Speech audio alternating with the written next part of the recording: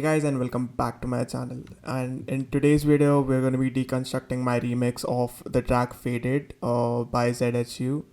I'm not sure how to pronounce the artist name, so sorry for that. Without any further ado, let's just get into it. So we'll take a look at the drop part first, and before we get started, let's just say what the drop sounds like.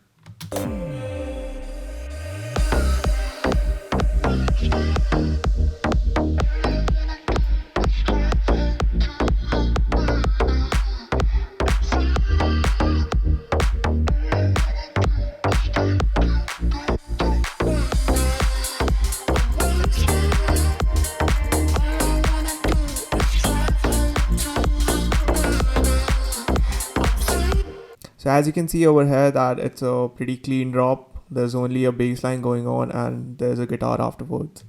So it's not gonna be too tough to make. It's just a bunch of layering that you have to take care of. So let's take a look at each and every single layer.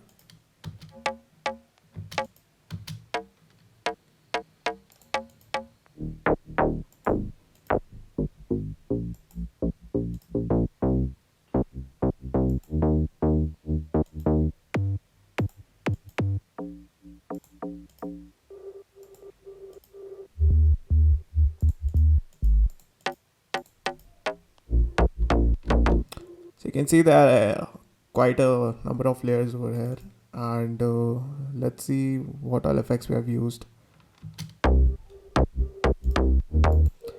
So you can see this is a pretty common effect that I've been using on almost all my tracks without the reverb and EQ. This is what it sounds like. But so you have to cut down the low frequencies and only keep the mid. And then for reverb, just push the wet knob upwards and drop the dry.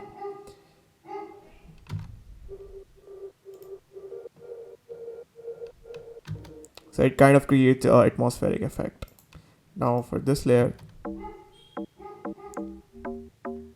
this one's a pretty common deep house bass sound. Again, it's only using the lower mids and mid range, not the bass part. Just the EQ. So we have a hard hitting sub over here and nothing on the FX channel.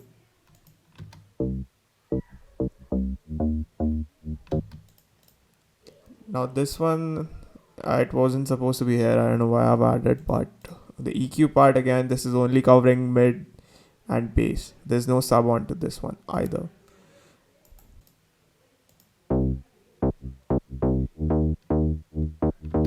This is completely mono, and this again is covering the bass and mid. There's not too much sub that's going on in this bass, but yeah, we'll take a look at what exactly happens at the main part. So as you can see over here that this one is completely emphasizing only on the lower bass and the bass. It's completely cut down without the EQ also. It sounds the same, but yeah, just boosting it out over here, and it kind of gives that crackling sound effect if not taken out. So this is again a very commonly used analog bass preset that I have.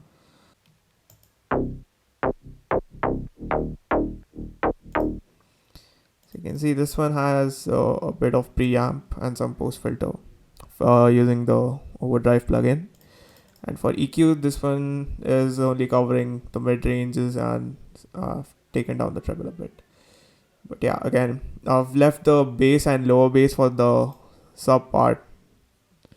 And this is again a percussion type of bass sound, and there's not much on this either, only mid ranges and trebles.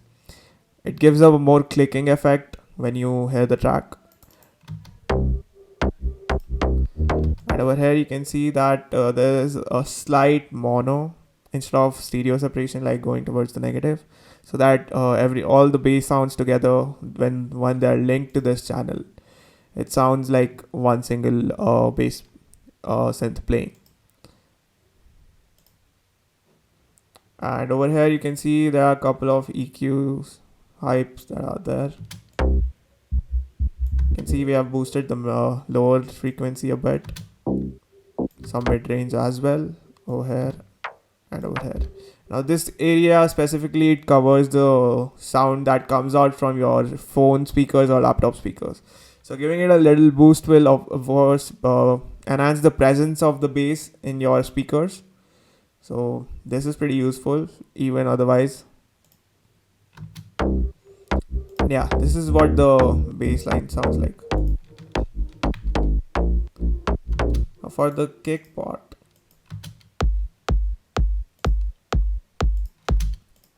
I've layered two kicks over here. One is the top kick and the other one is the main kick. So together it sounds like it's hard hitting. Some fast distortion and basic EQ, boosted some frequencies here and there. And of course I've kept the kick at mono and used the multiband compressor. But yeah, another fact that when you use fast distortion, try not to distort the sound completely. Just add a bit of presence, because this kind of enhances and gives the sound a bit more warmth, which usually would be missing out if you're using the presets directly without manipulating them a bit. So yeah, this together sounds like this. Then there are basic claps over here.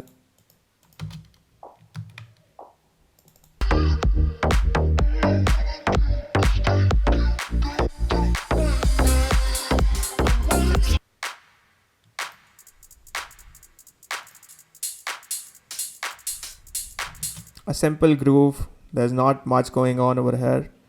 And then a couple of additional drum sounds like ride hats and this effect. And there's a clean sweep down, very less audible, but it's there in the presence. And yeah, this guitar melody, I got it from Splice. Originally it sounded like this, but I thought that it kind of sounded a bit too high, so that's why I pitched it completely down. This kind of gives it a more deep effect.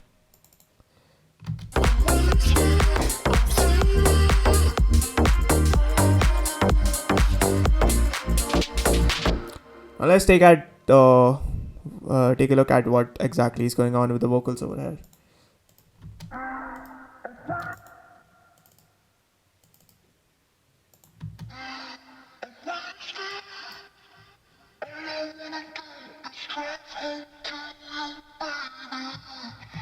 You can notice over here that I have used the Kickstart plugin on this one, and it's kind of giving it a more punchier sound.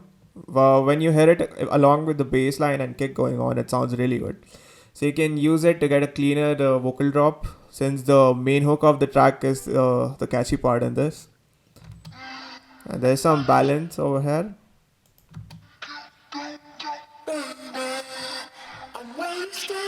So of course downloaded acapella, so that's why it wouldn't be as clear as the original one. So that's why you can use some balance and reduce the volumes where it's necessary, where it's sounding a bit too much in the mix. Kind of gives it a better presence.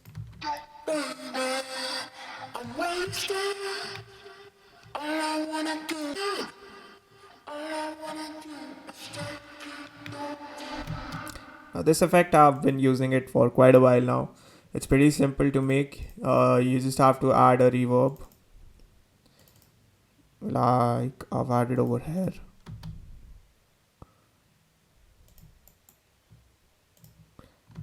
So you can see that this reverb, the volume completely goes down.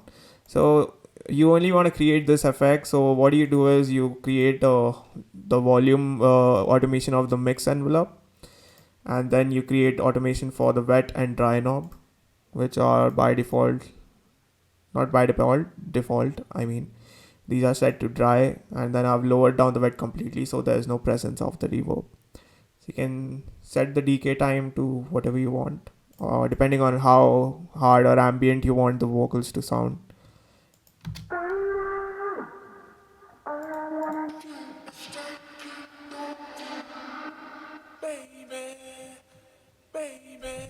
So yeah, it kind of gives it a transitional effect.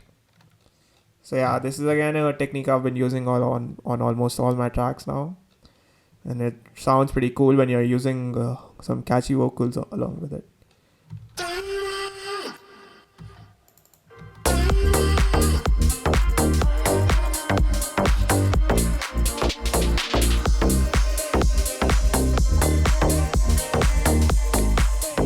Of course, another element in this drop is the single lead.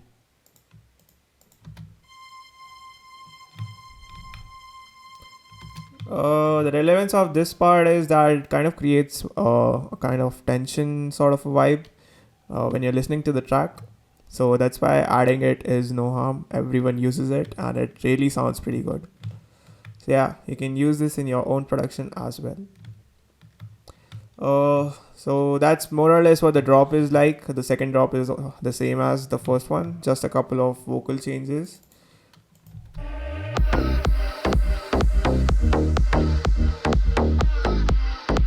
So again, it doesn't have to be that you have to make a whole new second drop. You can just play around with the existing vocals and see which parts would suit much better on the second drop, and you can manipulate it as per your requirement.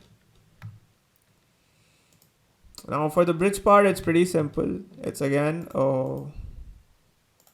it's a pad lead over here and a piano and a resonating bass line.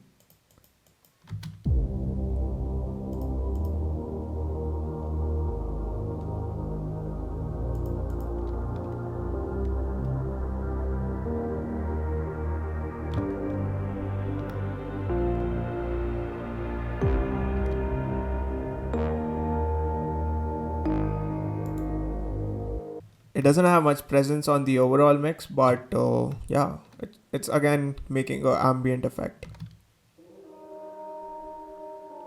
to add more presence to the other elements that are going on in the track.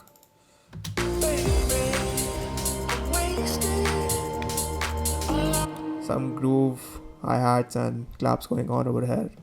You can pick them out from the drop as well and kind of reduce the volume a bit if they're not in level. For the build-up as well, it's pretty simple. It's again a very common build-up that I've been using.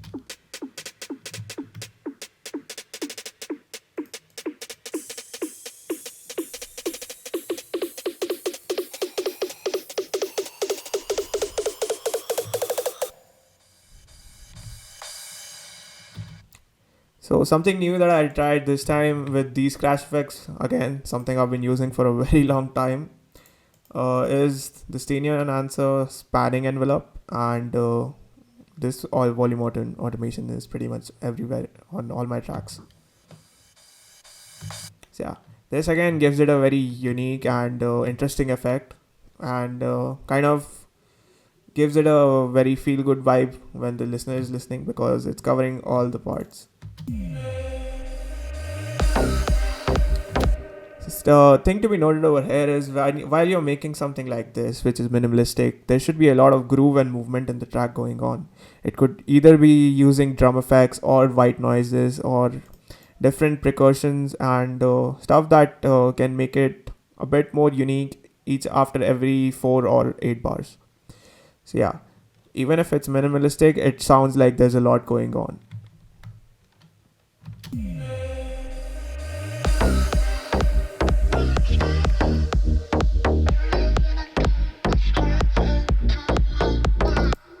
So yeah, that's pretty much how I made the entire remix. So that's it for today, guys. I hope you enjoyed the video, and I know I haven't been putting out too many tutorials lately since I have my exams coming up. I'm caught up. But I promise from next year, coming January, there'll be like a lot of videos that I've planned out, a lot of interesting production videos, and I'll be deconstructing more interesting projects which would be more unique rather than just doing everything that everyone else is doing. So yeah, I want to take a more unique approach towards what I'm working. So I'll see you guys in the next video. Until then, bye and take care.